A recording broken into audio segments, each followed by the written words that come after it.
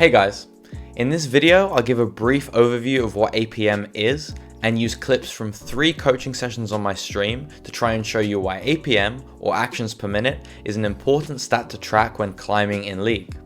This especially affects AD carry players, but it applies to all roles. I hope you guys enjoy the video.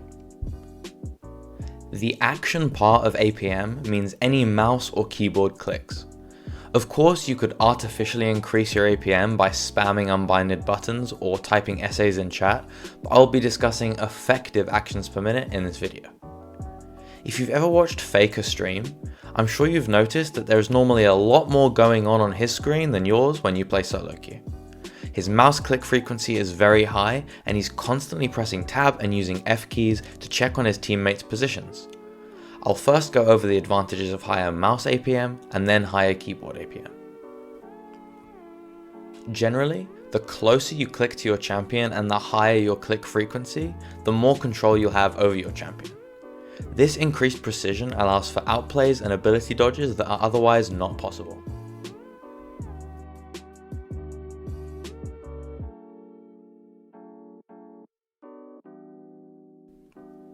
The biggest difference in keyboard APM in pros compared to average players comes from use of F keys, spacebar, and scoreboard presses rather than ability usage. Checking the scoreboard can give a lot of information on the strength of ally and enemy champs and reveal key item buys that change the way you play fights, for example stopwatch or gargoyle stoneplate. Usage of F keys gives far more information than just looking at the map, allowing you to make better decisions based on the game state. Once players get very comfortable with this, they can gain all the information they need from half a second or less of F key usage on teammates. Here are clips from my coaching streams where players could benefit from higher APM.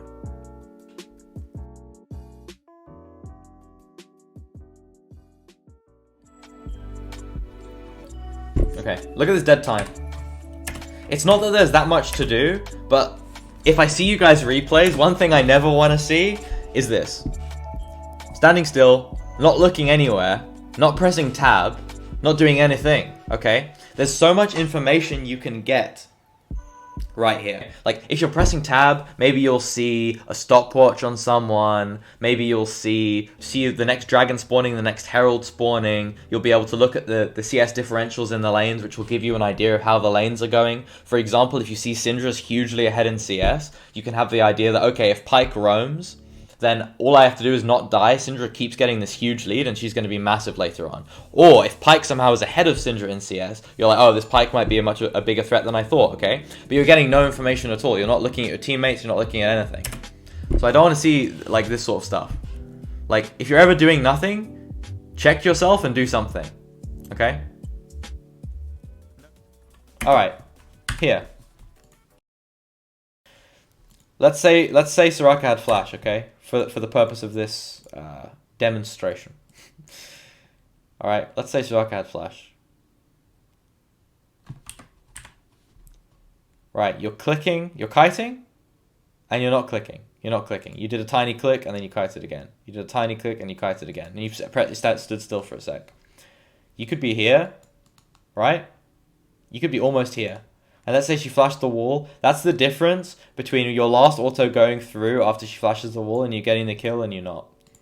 Which would be a perfect example of why you need to do more clicks and do better clicks in between your auto attacks. I want to see you pressing tab more. I've barely ever seen you press tab this whole time. Like, check tab, check the scoreboard, check everything. See people's items, stuff like that. Like, let's say, even if you're the AD carry, and you're not going to come into contact with the mid laner just because of random luck, okay? If you check the scoreboard and you see a little stopwatch there, this is my attempt at a stopwatch, and you see a stopwatch next to the Ahri, and you spam ping it, you get your ping button and you just spam ping it, Ahri stopwatch, potentially that's the difference between your Sejuani tower diving the Ahri with stopwatch and then dying to her, or him going, she has stopwatch, I'm not going to do that. So, it's always useful. It's a bad habit. Like, here, technically here, you didn't need to move.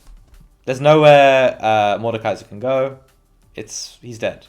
But if you get into the habit, if you get into the habit of not moving, then you're going to not move in more important scenarios. So even during this, always just do little movements. Just like move here, move here. So you're closer to the dragon, and then you'll be able to do the dragon, all right? Or you can move this way, so there's 0% chance of him escaping. Just always kite. Never don't kite. There's never a reason not to kite. Especially when you're plat diamond, you always need to keep it up. You always need to get better at it, okay?